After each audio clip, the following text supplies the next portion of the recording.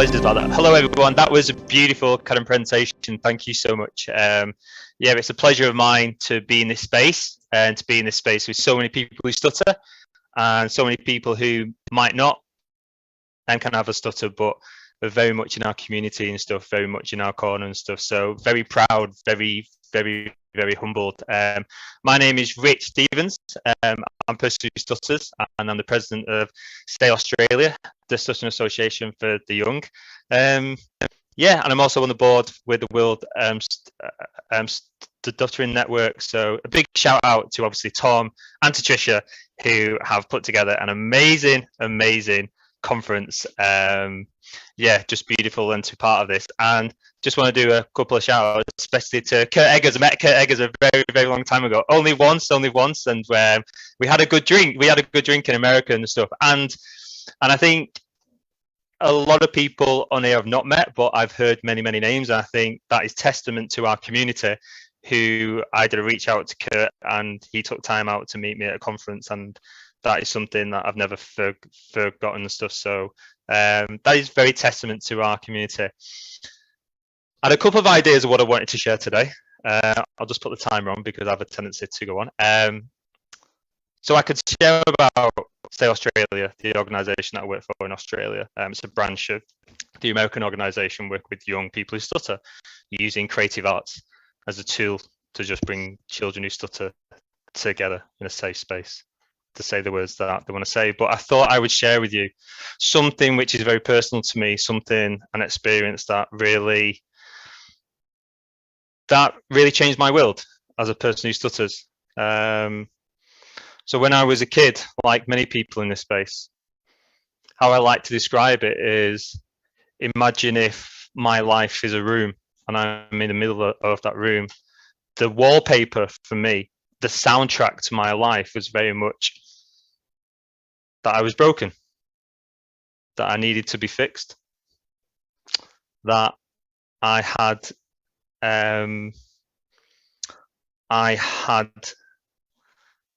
a part of me that was wrong, that was never going to be able to achieve anything in life unless I fixed it. I was told that I would have to change, and my voice needed to change to be able to participate in this world. And I carried that for a very long time. My story isn't unique. You know, a lot of people in our community hear those words as kids. And I think as a kid, like many people, not knowing anyone else who stuttered, not seeing anyone in the media who stuttered, on the news, not hearing people in the local mall or wherever I went in school, it was all people who did not have a stutter. And that was a soundtrack to my life for a very long time. And what happens, you know, I chose a route of being covert. I hid it at every opportunity. And I never really identified as a person who stuttered. I was ashamed. I hid it at all costs. I was like a secret agent. I was changing words, and I wasn't being the true me, because I was always told it was wrong. I had to be fixed. I had to change it. You had to be like everyone else in this world to be successful. When I was 33, a few years back now, I volunteered at Camp Say in America. I joined a support group in England for the BSA, which is now called kind of Stammer, a great organisation. I became part of a support group, whereas the first time I'd really met people as an adult who stuttered. It was great hearing their stories. It was beautiful. It was beautiful seeing how we had so many shared experiences and stuff. And I think meeting people who stutter gave me the confidence to do something that I've always wanted to do. A dream of mine as a kid was always to work with young people who stutter. So my relationship with my stutter started to improve. I wasn't hiding it as much. I wasn't changing words as much. And when I went to the University of Manchester, I got into train to be an SLT or an SLP, depends where you are in the world, the terminology. But still, my relationship with my stutter, I was still hiding a few things. I was still not being the true version of me. And I had a bit of break in the holidays and summer holidays with being a student, and I had a look on Google and see what was out there in the UK for young people who stutter, see if there was any groups, any camps and stuff, and there wasn't. There was one group, a residential group over 2 days, but it was mainly focusing on fluency, and that was cool. It just wasn't my thing at the time. So I had a look and I came across Camp Say in America. And the tagline was very cheesy, I'll admit. It was young people who stutter have as much time as they want to say the words that they want to say.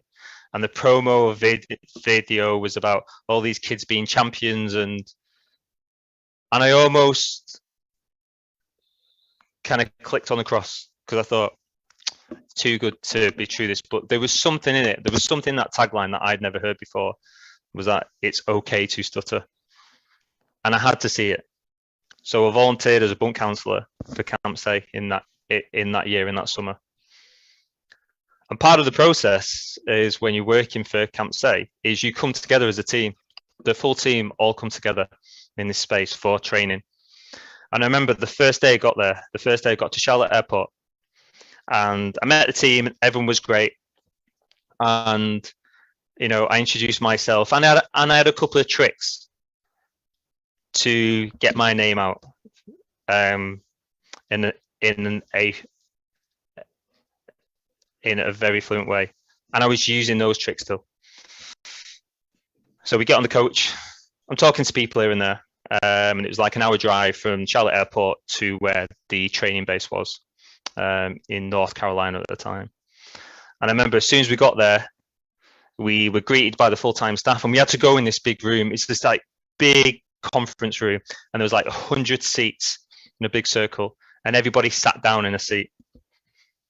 And I've been used to all my life for those icebreakers, for those introductions when you have to say your name. I was so used to not hearing what was going on, not hearing names, not hearing what people were saying. I was used to that boom, boom, boom, boom, boom. How can I get my name out? That's all I wanted to do. All I wanted to do was get my name out in that instance. And the first person in that circle spoke, and they stuttered, saying their name. And I remember I had a look around, and nobody cared. And they introduced themselves and why they were here. And I was out of the 100, I was probably about the 30 in line to say my name. And it was the first time in my life that I actually heard people's names. I heard what they were saying. I was still a bit anxious to say my name, but when it came round to me, I didn't have those heart palpitations. And for the first time in my life, I probably said my name in a big group of people, and I stuttered. And it was still a bit awkward inside, but I stuttered, and I was okay with it. And I listened to everyone's name. I listened to everyone share why they were there. And as the training went on this week, I just heard this word, or this statement, sorry. And this statement was, you give yourself permission to stutter. And I never had. I'd never allowed myself to give myself permission to stutter. I always apologized for it. Every time I spoke and I stuttered, if it was in a circle, I always apologized for stuttering. And that was just me. And when I heard that sentence, it was like a new way of thinking have opened up to me. I spent those next few more days at camp, and a few more days at training, and those next 2 weeks at camp, allowing myself to stutter. as much as possible that I could at that time. And that for me was one of the biggest impacts I've ever had in my life as a person who stutters. And that was testament to the space, a space very much like this. There was no, you have to speak a certain way. There was no, you have to accept your stutter. There was no, you have to be a certain way. It was simply you be you. Because how you are right now is beautiful, exactly how you are. And I'd never heard that before. For so long, I was trying to change who I was. And there's always things we're trying to change over time. But for what was seen as a negative for so long in my life, when me personally, when I made that shift purely down to the community that I had found, then inside, I become a lot more at peace. I become a lot more at peace with who I am. And I don't make any apologies for that. I don't make any apologies if I stutter. I don't make any apologies to anyone for being who I am. And the beautiful thing is like after camp, the stuttering community just opened up to me. It just opened up. What I found was, worked in a long time. I've been in other areas as well, and I'd never met a community that was so caring, so empathic, and so non-judgmental. I remember having conversations for the first time, proper conversations with people, and hearing lots of stutters. And I'll be honest, it was beautiful. It was beautiful to be in a space where there wasn't a thought in me to hide. There wasn't a thought in like, am I going to say that word? Am I going to be able to say that word? Oh, I need to change that word. And that took a bit of time. And that experience in the summer, it just opened up so much to me now. So where I am now is such in a better place. I'm learning all the time and stuff. I'm learning so much all the time about me, about the community of stuttering. But that allows me to do what I do now. That change in relationship with my stutter enables me to do what I do with the young people I work with. It enables me to be more kind of comfortable and more optimistic. As a parent, I've got a 3-year-old boy, and there's a good chance he's going to have a stutter because it's all the men in our family, have a stutter. And I think what filled me with so much dread now fills me with a sense of the kids who I work with, or my boy, are going to grow up in a world where they will hear that they are not broken, that they don't need to be fixed. They have a stutter which isn't bad. If they have a stutter, they have a stutter. And that's it. And it just takes them longer to say the words that they want to say. And that is something which, over time, I've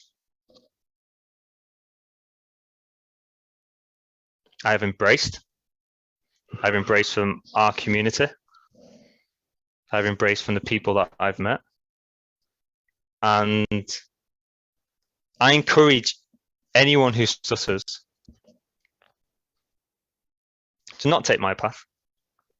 I encourage everyone who stutters to be how you want to be. And if that's fluent, if that's acceptance, if that's any way, then you be you.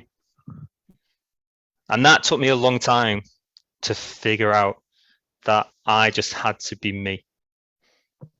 And me and where I am is non-apologetic. I demand that space from other people to say the words that I want to say. When I still have a thing to say, then I demand that space.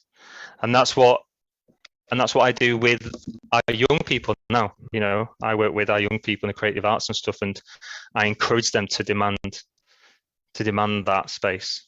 We live in a world which, unfortunately, has so many issues in terms of going on now, and expecting people to be patient for people who stutter is probably a far off dream. But still, our communities has not been represented for so long, and that's changing. And that's changing now with everybody in this space, with organizations like the WSN, with organizations going on all over the world and stuff. Our community has never been as strong as it's been now. And I always say this, if throughout history, if you were ever going to be a person who stutters, right now is probably the best time to be a person who stutters, because you can go online and you can see documentaries and organizations, and so many organizations around the world, and there's so much help out there for however you want to be. And the beautiful thing about our community, and probably what it needs to improve on a lot, is not telling people how to be. Unfortunately, there are a couple of fractions in our community, and they shouldn't be. If you want to be fluent, you have that right. If you want to accept, or whatever that terminology means, accept, you have that right. The only person who's walked in your shoes is you. And that is something which I encourage everyone who I work with, you know, to meet that person where they're at. Because that's how I was met, where I was at.